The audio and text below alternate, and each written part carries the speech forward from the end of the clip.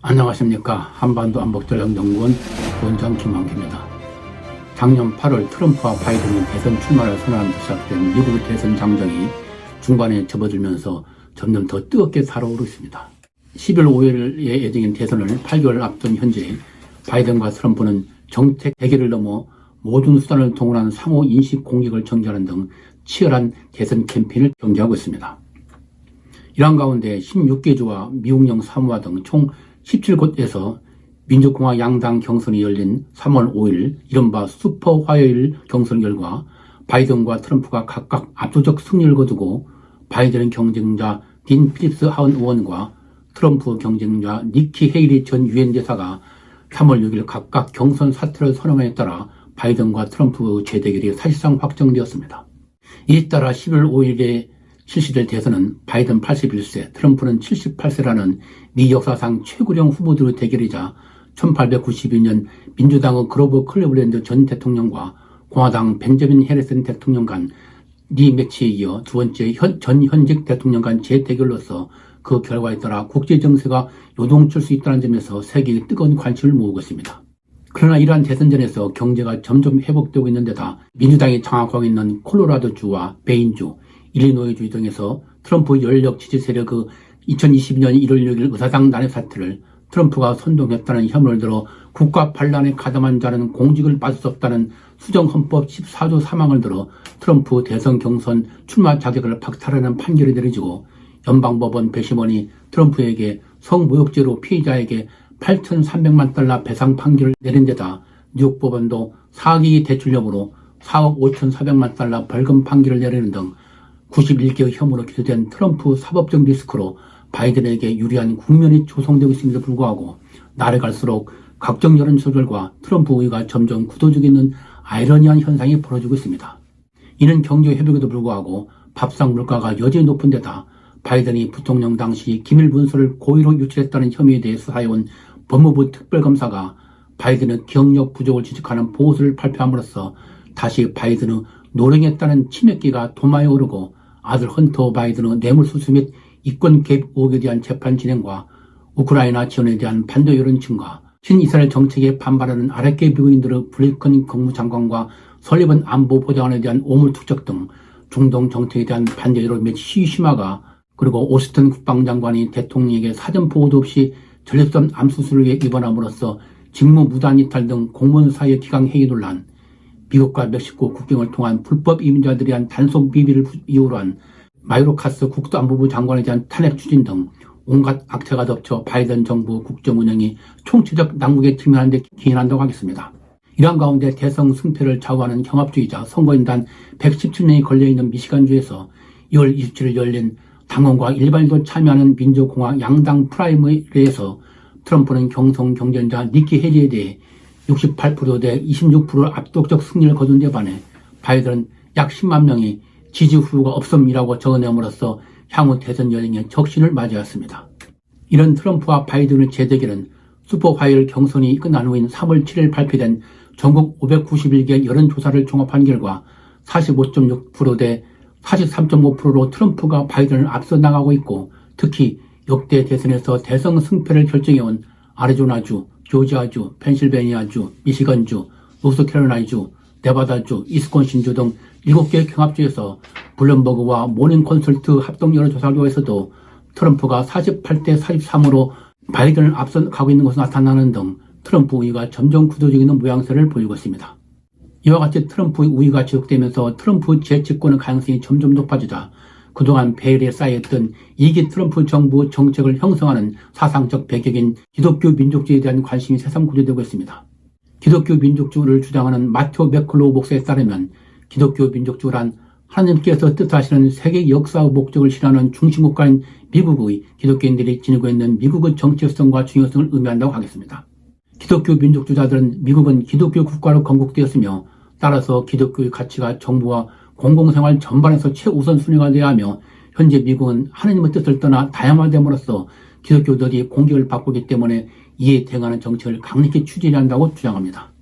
이러한 기독교 민족주의자들은 지난 트럼프 정부 당시 백악관 관리 예상처장을 지내고 트럼프 재집권 시 백악관 비서실장이 될 것으로 거듭 확정된 러셀 포우와 마이클 플린 전 백악관 안보보좌관 주도하에 보수주 세력의 연합체인 미국 개조센터라는 싱크탱크를 결성하여 트럼프 재집권 시 수행할 정책들을 준비하고 있으며 수시로 트럼프와 소통하면서 트럼프에 대한 자문을 하고 있고 정치, 경제계, 언론계, 학계, 종교계 등 사회 전 분야의 기독교 신앙을 가진 보수주 성향의 인사와 단체들을 총동원하여 트럼프 선거운동을 지원함으로써 트럼프 지지율의 고공행진을 결연하고 있습니다. 또한 이들은 프로젝트 2025라는 이름하에 트럼프 2기 정부 대내 정책과 비전을 만들고 있는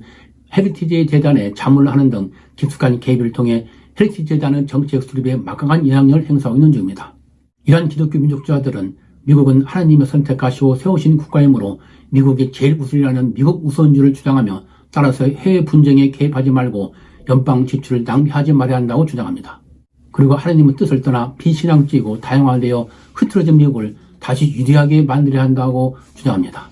또한 이들은 자유는 하나님이 규정한 것이지 인간이 규정한 것이 아니라면서 하나님이 규정한 자유에 어긋나는 동성애와 동성결혼 허용, 낙태권 인정, 피임 허용을 절대 반대하며 이를 인정하는 진보 성향의 바이든을 악으로 간주하고 있습니다. 이 따라 트럼프 재집권 시 이와 같은 행위를 허용하는 진보 성향의 판사들과 정부 관료들을 전부 교체할 것을 주장하고 있습니다. 또한 이들은 예수님은 국경을 개방하는 사회주의자가 아니며 성경은 당당하게 주권국가의 개념을 인정하고 있다면서 이민의 반대와 미국과 멕시코 국경에서 군 병력을 동원한 이민 차단 및 마약미수 단속 그리고 나토 등 동맹에서 철수할 것을 주장하고 있습니다. 그러나 중국과 북한 등과 같은 기독교를 박해하는 반기독교 국가는 반드시 멸망시켜야 한다고 주장합니다. 트럼프는 집권 당시 미국 우선주의와 미국을 다시 유리하기를 외쳐왔으나 그 사정적 배경에는 트럼프와 동맹을 맺은 기독교 민족주의를 내세우는 복음주의 교단이 있었다는 사실은 잘 알려지지 않았습니다. 그러나 트럼프가 2020년 대선에서 패배하고 바이든이 집권하면서 낙태 허용, 불법 이민 허용, 분쟁 개입 등 반성경적 행위가 만연하고 있다고 생각하는 기독교 민족주의자들이 미국을 다시 기독교 가치가 우선하는 국가로 개조해야 한다고 공개적으로 주장하면서 다시 나서고 있어 그동안 외부에 알려지지 않았던 기독교 민족주의가 미 대선 판도를 흔들며 등장하고 있는 것입니다.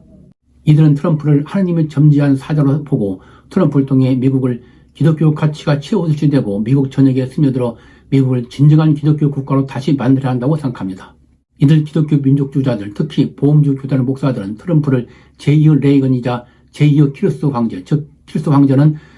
고대 페르시아 황제로서 성경에 따르면 하나님을 믿지 않은 이교도이지만 하나님의 뜻에 따라 노예 생활을 하는 이스라엘 포로들을 해방시키고 예루살렘에 성전을 건립함으로써 하나님의 뜻을 충실히 수행한 황제로 평가받고 있는 인물입니다. 미국 유권자 26%를 차지하는 보험주 교인들은 트럼프가 비록 행실은 복음에 맞지 않게 부도덕하지만 미국의 기독교 가치를 부활시켜 미국을 진정한 기독교 국가로 재정립하고 나아가 북한, 중국 등 기독교를 탄압하는 공산 국가를 붕괴시켜 공산 체제하에서 노예 생활을 하고 있는 북한 주민과 중국인들을 해방시키고 북한과 중국의 하나님의 성전을 지을 사람으로 생각하면서 열렬히 지지하고 있습니다. 이러한 기독교 민족주의자들의 주장에 호응, 트럼프는 작년 12월 13일 아이오와주 유세에서 공산주의자들과 파시스트들이 기독교에 고통을 주고 있다면서 재집권하면 법무부를 완전 개편하고 반기독교 세력들과 싸우기 위한 정부 차원의 TF를 구성하겠다고 공약하는 등 기독교 민족주의 정책을 펴나갈 것임을 선언하였습니다. 그리고 2월 4일에는 폭스뉴스와 회견에서 재집권하면 중국에 60% 이상 관세를 부과하겠다는 폭탄발언을 한 데 이어 2월 10일 사우스캐롤라이나주에서 행한 유세에서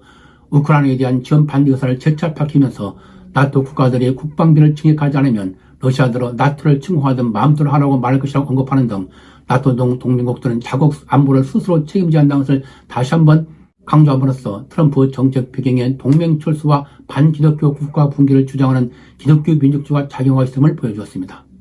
이러한 기독교 민족주의는 집권 당시 미국은 제2의 이스라엘로서 하느님으로부터 선택된 특별한 국가라는 미국의 건국 이념인 미국 외유주의를 침봉하고 독실한 기독교 신자로서 손을 붕괴시킨 레이건 대통령을 가장 존경한다면서 제2의 레이건이 되고 싶다고 입버릇처럼 얘기하던 트럼프 코드에 부합한 것으로 향후 트럼프가 재집권에 성공하면 이게 트럼프 정부 대내 정치에 큰 영향을 미칠 것으로 전망됩니다.